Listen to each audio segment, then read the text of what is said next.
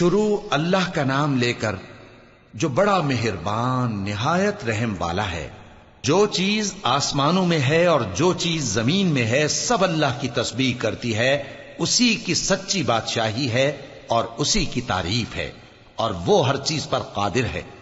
وہی تو ہے جس نے تم کو پیدا کیا، پھر کوئی تم میں کافر ہے اور کوئی مومن، اور جو کچھ تم کرتے ہو اللہ اس کو دیکھتا ہے۔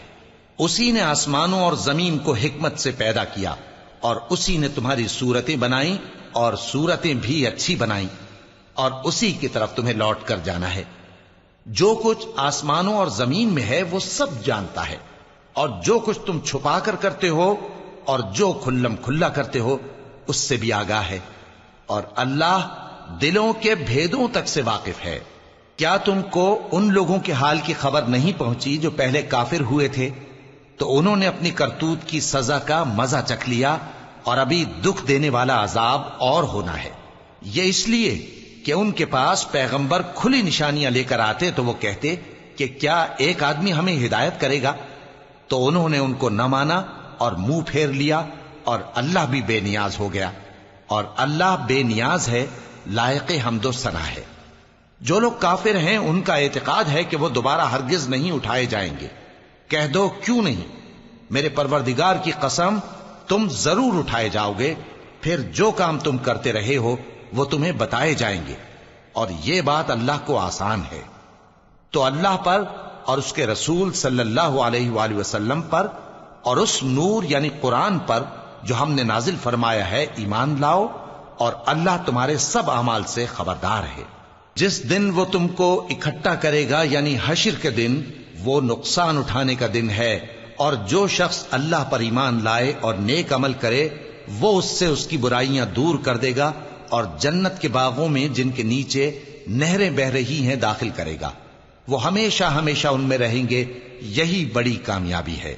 اور جنہوں نے کفر کیا اور ہماری آیتوں کو جھٹلایا وہی اہل دوزخ ہیں کہ ہمیشہ اس میں رہیں گے، اور وہ بری جگہ ہے۔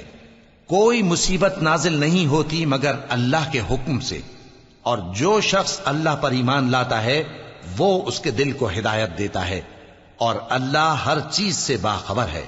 اور اللہ کی اطاعت کرو اور اس کے رسول کی اطاعت کرو، پس اگر تم منہ پھیر لوگے تو ہمارے پیغمبر کے ذمے تو صرف پیغام کا کھول کھول کر پہنچا دینا ہے۔ اللہ جو معبود برحق ہے اس کے سوا کوئی عبادت کے لائق نہیں، تو مومنوں کو چاہیے کہ اللہ ہی پر بھروسہ رکھیں۔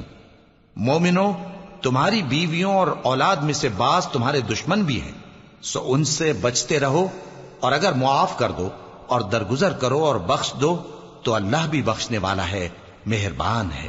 تمہارا مال اور تمہاری اولاد تو آزمائش ہے، اور اللہ کے ہاں بڑا اجر ہے، سو جہاں تک ہو سکے اللہ سے ڈرو اور اس کے احکام کو سنو، اور اس کے فرمانبردار رہو، اور اس کی راہ میں خرچ کرو، یہ تمہارے حق میں بہتر ہے۔